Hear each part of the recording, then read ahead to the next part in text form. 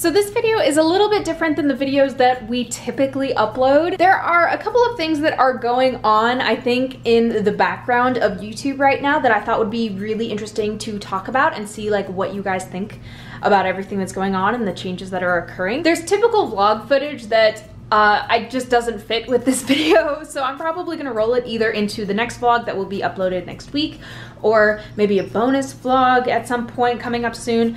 I'm not really sure yet. Definitely follow me on Twitter. The link is in the description bar down below so that you're prepared when I announce when that will be uploaded. So anyway, let's just jump into what we have filmed today. Good morning, everybody. I am just getting some overnight oats ready, which, here's a secret, I've discovered you don't have to make them the night before for them to still be good. I actually had a question for you guys this morning, and this might get a little bit insider baseball-y for a lot of you guys, but maybe it will be kind of a cool little insight to what goes on in the world of YouTube and the changes that are occurring right now. So if you are an avid YouTube watcher, or if you yourself are a YouTuber, you might have heard about some changes that are occurring right now. For those of you who are kind of unaware about how YouTube works, for a lot of people, YouTube is their job. It is like their full-time job. They make an income off of YouTube, and how people do this is kind of in a variety of different ways, but a huge chunk of it comes down to AdSense.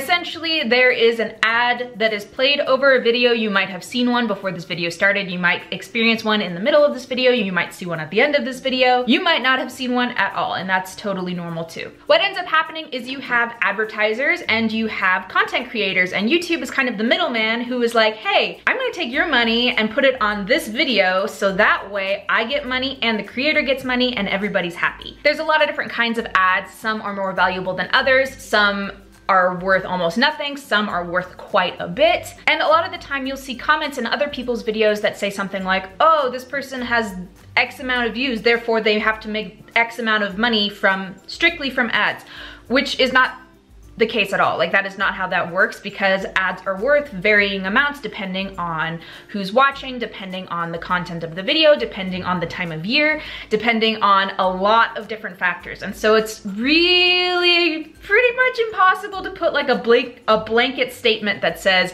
if you have this many views, you make this much money.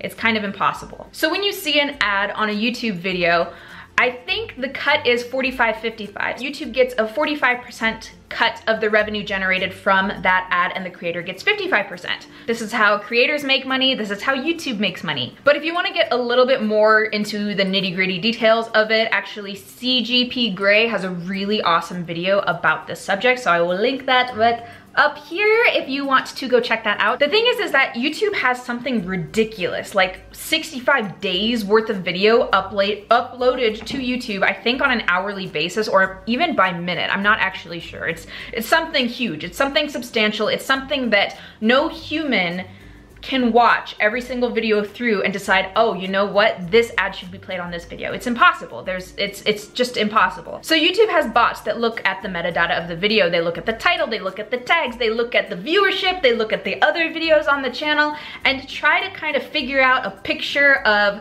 what kind of advertising should be played on top of what videos. And what ended up happening a couple months ago was these advertisers found that their ads were being placed on these videos that didn't make their brand look super good, because the videos themselves were not exactly tasteful. They were not good videos. I think there's a lot of articles out there that explain exactly what happened, but I'm pretty sure there was like Coke ads being placed on like beheading videos, and it was just not good. It was just not a very good situation. Okay, I'm gonna actually take this upstairs because this talk is turning into quite a long video, longer than I expected it would. So as it turns out, it wasn't just one advertiser who had this happen to them. There were tons of advertisers who started noticing like, oh my gosh, my brand's ads are being placed on videos with like hate speech and extremism and like really nasty videos that they didn't want their brands associated with. who can blame them? So to combat this, all of these advertisers started pulling all of their money out of YouTube. They started placing their advertising somewhere else and were basically like, okay, we're not gonna even put our ads into YouTube until YouTube has kind of fixed itself a little bit, until we know for sure that our ads will not be displayed on these videos. Virtually overnight, you had billions and billions of ad dollars removed from YouTube, which is bad not just for YouTube but also for content creators, because all of a sudden, like overnight, huge amounts of their advertising was gone. So YouTube started to, I don't want to say panic, but they started to be like, oh my gosh, we have to figure this out, and they started coming up with ways that were like, okay, we're gonna be a lot more aggressive in what we flag as not advertiser friendly. We're going to make sure that in order to even be eligible for advertising on your videos, you have to have at least 10,000 lifetime views on your channel. You have to apply to even put monetization on your videos.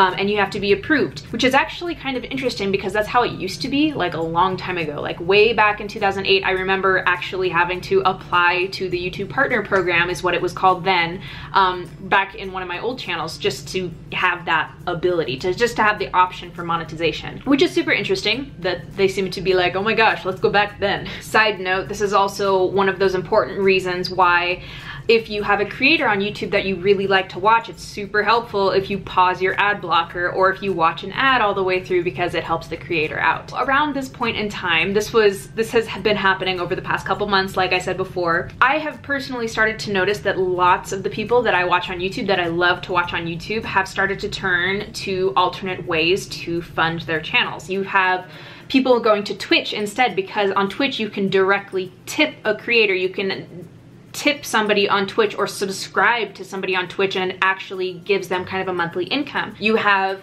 people turning to Patreon to kind of start funding just on a separate way. And Patreon, for those of you who don't know, you can go to Patreon and essentially start a Patreon page where you can ask people to give you kind of a monthly income, and in return you get certain tiers of rewards depending on how much you pledge per month, which is kind of a cool little program because it kind of encourages viewers to join kind of an even more tight-knit community of people who actually care so much about the creator that they're willing to kind of give them money, which is kind of cool. So that's another thing that has been popping up lately. So my question for you guys out there as viewers is, A, how do you feel about everything that's kind of going on YouTube right now?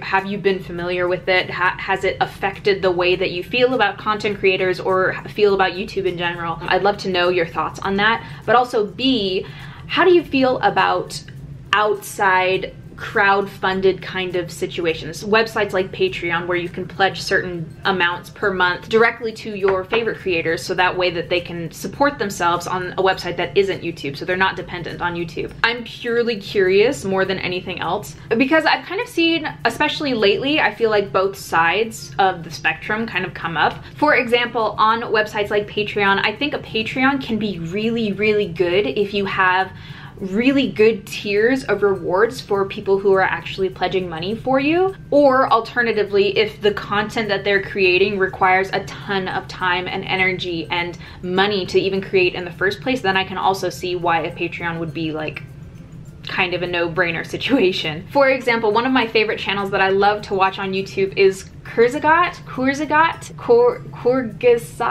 It's an informative channel, it's an information channel, and they only upload once a month, which is not very often at all, but each one of their videos takes something ridiculous, like hundreds of hours of research and creation, because they're using After Effects. And if you're familiar with After Effects, holy moly, After Effects is one of the most aggravating, intense, beautiful programs in the entire world, but it's so difficult to learn. And scripts and filming and everything like that, and it just takes so much time that they only produce one video a month. They're one creator on YouTube that I think Patreon makes perfect sense for them to utilize. I don't even think they offer special rewards or tiers for their patrons on Patreon. It's specifically just for funding for their videos, which I think is really, really interesting. But then on the flip side, I think I have seen Patreons where there is like really amazing rewards if you pledge a certain amount of money. I don't have any examples off the top of my head where that is especially well executed, but I know that those channels exist as well. I'm just really curious, honestly, about what you think about all of this. What you think about everything that's going on YouTube right now. What you think about fan funding or outside sources of income,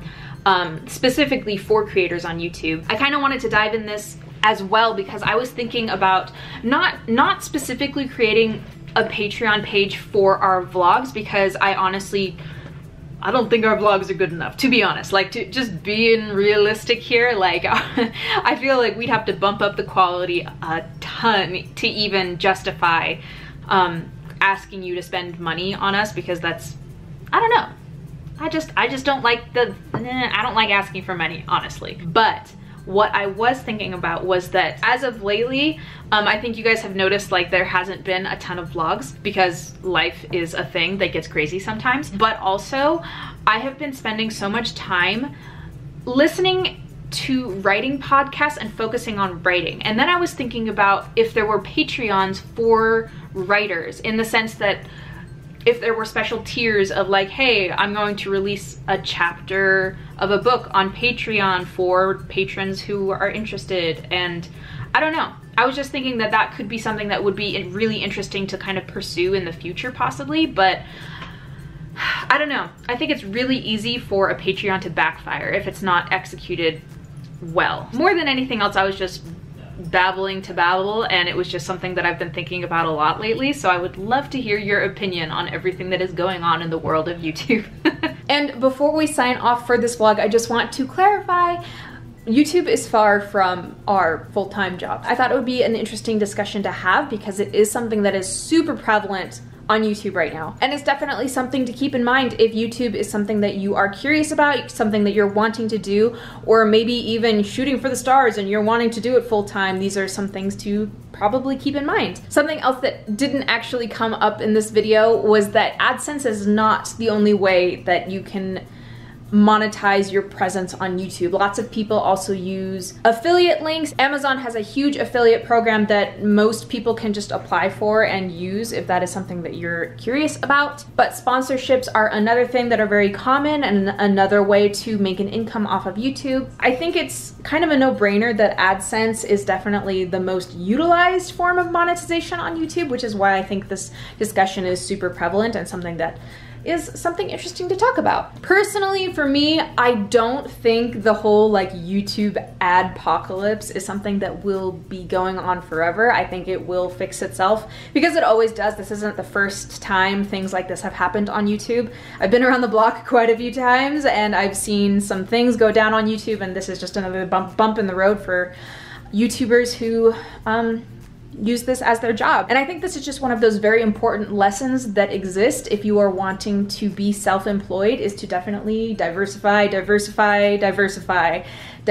your income if this is something that is something you want to be doing, because I think it's times like these that just show how kind of volatile this whole business can be. Typical Vlog should be returning next week, so I hope you guys enjoyed this video. If you did, make sure you give it a big thumbs up and subscribe if you haven't already, and we will see you next time. Bye!